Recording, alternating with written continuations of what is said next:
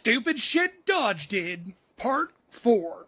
It's 1953, and you're a Chrysler executive. You're talking to the design department at Dodge because you're not necessarily excited about the fact that Chevrolet just came out with a new model that is nothing like anything else on the market, known as the Corvette.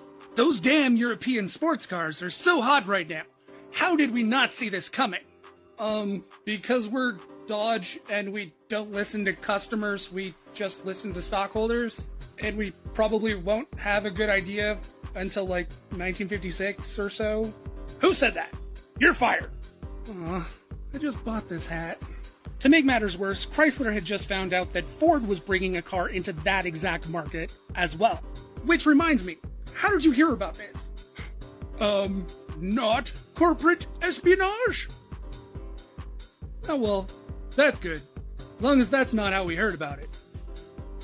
That vehicle would eventually be the Ford Thunderbird. So Chrysler went back to the well and went to the one designer that they could always rely on, Ghia of Italy.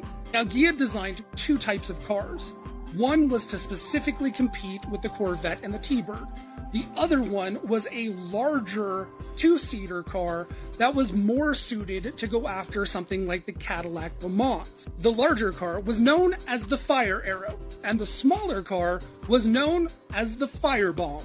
And both would feature Dodge's brand new Hemi V8 engine, which was capable of putting out about 270 horsepower. So you might be asking yourself, why exactly is it that when we think of 1950s sports cars, one member of the big three is a bit absent? I mean, clearly, the Firebomb never made it out of concept. I mean, looking back today, it seems almost insane that Dodge didn't show up to the party with a streamlined European-style roadster with a Hemi engine in it.